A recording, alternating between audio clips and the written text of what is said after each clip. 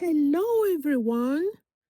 Unmasking narcissists, takers, abusers, and controllers. The makeup and nature of narcissists. Part 2 of 2. Betrayal becomes a strategy to reassert Narcissus' superiority, especially when you become more independent, more self assured, or when you become less reactive. Narcissistic dynamics are rarely impulsive or accidental. They are often calculated power moves to feed their ego. It is not just about infidelity, deception, or emotional abandonment. For narcissists, it's all about dominance. At the core of narcissism lies an unstable sense of self that depends heavily on external validation. The law of your praises, the law of your adoration, the love that you shrink and they become larger than life. Narcissus' emotional oxygen is control. However, when they feel that control is no longer working, a chilling thought forms in their heart. They say, I can hurt you and you will stay. The act of betrayal is designed to derail the sync of your emotional center, creating confusion, reasserting superiority, fostering self doubt, and sparking a frantic need for answer. When you question your worth, when you compete for narcissistic attention, when you try to fix what they broke, which you have been doing, you reinforce their position of power. The chaos benefits the narcissist. They are happy when you are confused, when you are trying, wondering, what did I do? Maybe I should do more. Maybe they will see me next time. And you give your all. That makes them happy to see you frantic. Your emotional reaction becomes proof that they matter profoundly. It feeds their ego and restores their sense of control. For a narcissistic personality, relationships are often transactional. Loyalty is not sacred, admiration is. If admiration lacks or slips away, they may seek same admiration elsewhere, not necessarily because the other person is better, but because the act itself reinforces their desirability. That is when you see the next person, the narcissist going on with, you wonder what in the world compared to the last person. It is not about love or anything other than admiration, being worshipped, being honored. So betrayal becomes a performance of dominance. It's a way to remind you that you believe they have options and hold the leverage. There is always an element of punishment embedded in betrayal. They try and will do anything to punish you if you challenge them, set a boundary, or expose an inconsistency. The betrayer can serve as retaliation. It communicates that this is what happens when you don't comply. It is an attempt to condition you into submission through emotional pain. What makes this dynamic particularly damaging is that the betrayer often comes wrapped in justification. If you have not done that, then I will not do this. Because you refuse to comply, that is why you got punished. They may blame you for being distant, too demanding, or not appreciative enough. This shift responsibility away from them and keep you defending yourself instead of recognizing the manipulation. In their internal narrative, betrayal is not cruelty. It is just what you deserve for disobeying. It is strategy, entitlement, and self preservation disguised as inevitability. The shock factor of narcissistic betrayal is not accidental, it is engineered. When the betrayer is revealed, it often feels suddenly disorienting and deeply destabilizing. But you are the one who have not known. See, narcissists take time, months or year to plan their punishment or betrayal. So by the time it eventually unfolds, it feels sudden and deeply destabilizing. That if you are not strong enough, you may never rise back again, but crawl back to begging them, and that will reestablish their dominance. That disorientation is part of the mechanism. The narcissistic dynamics frequently involve cycles of idealization or devaluation. You may have been praised when you met the narcissist, he praised you as the best thing that ever happened to him. He future fake you. I will do this. I will do that. You will become that. They make you feel uniquely chosen. The contrast is engineered. When the betrayer is revealed, it often feels sudden, disorienting, and deeply.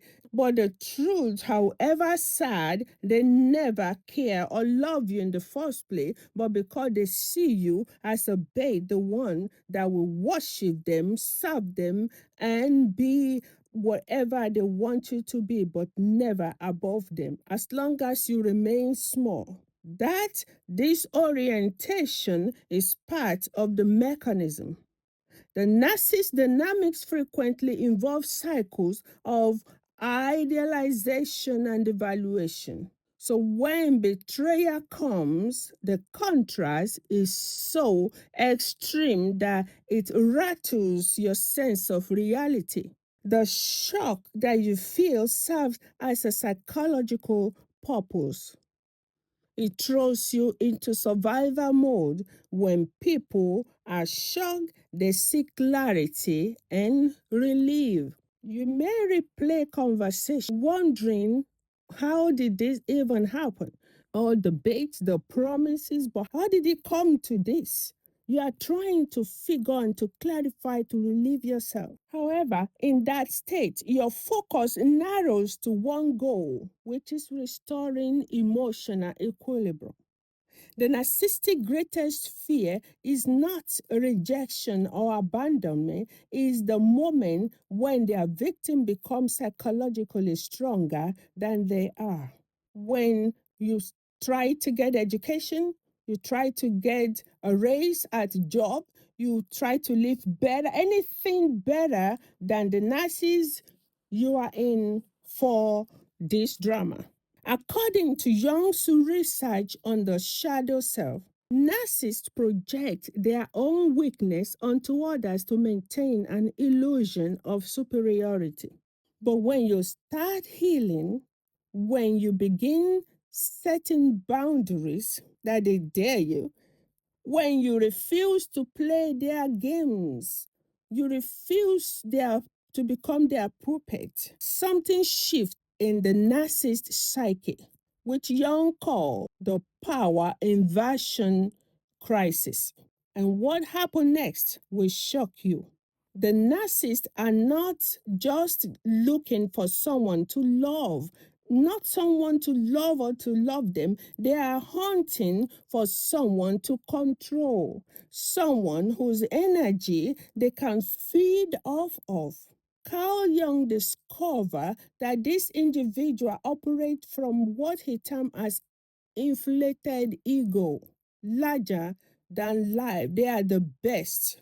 In this psychological state, they must constantly prove their way, they must constantly prove their dominance to avoid confronting their own inner emptiness. When you were weak, confused, or seeking their approval, you are serving the perfect purpose as long as you stay under and needing them.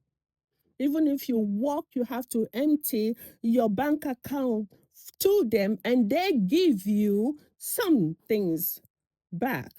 You were their psychological supply, their validation machine. But the moment you start standing on your own power, the moment you stop seeking their approval and start trusting your own instincts, you become a threat to their entire identity.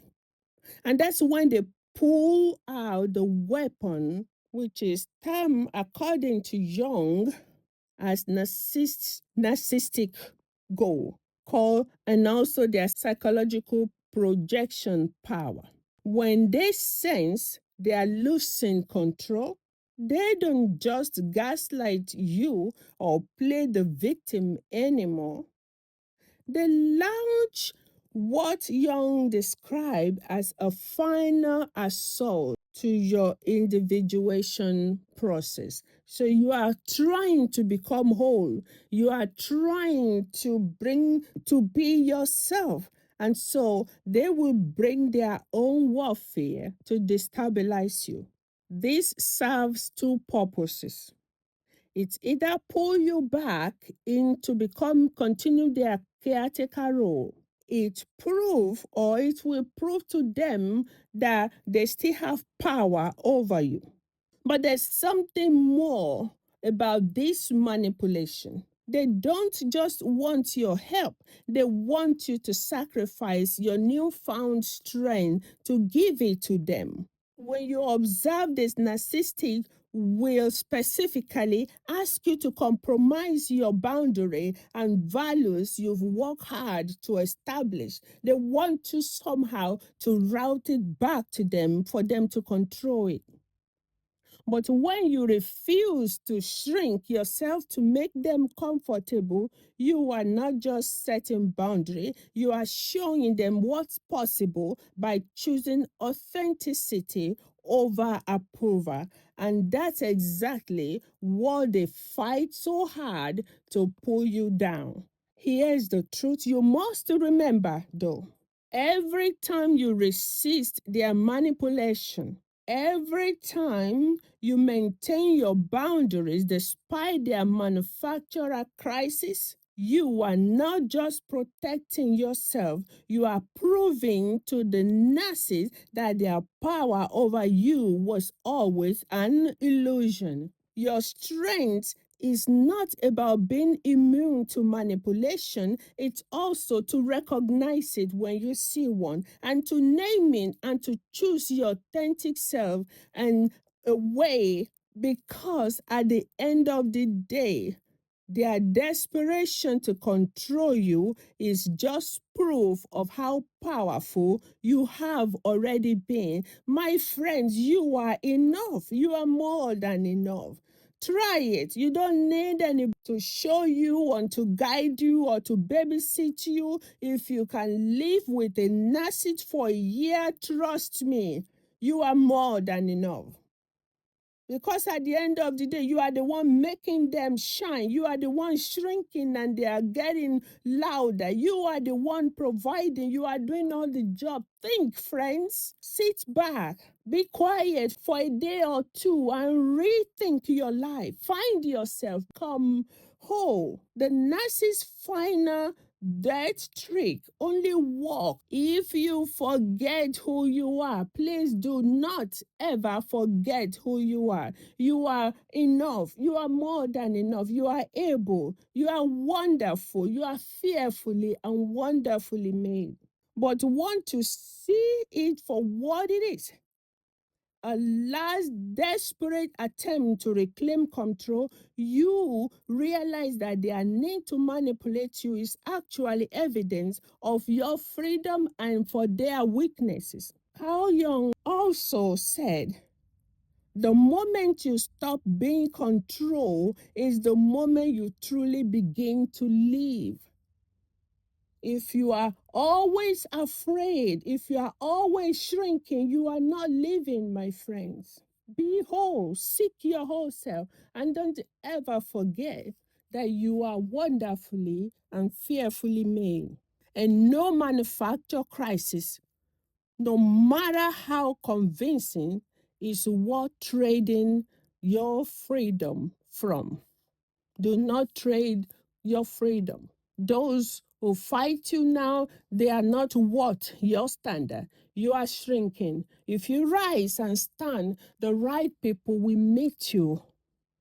And they will not wish for you to shrink. They will encourage you. They will lift you. And they will make you do better. Thank you so much for hanging in with us. But wait, if you have not already, please subscribe and share with your friends on social media. We are aiming for 1,000 subscribers by next month, and your support makes a difference. Thanks for staying with us. Exciting comment is coming your way all year long. See you at the brighter side of next episode. Amen.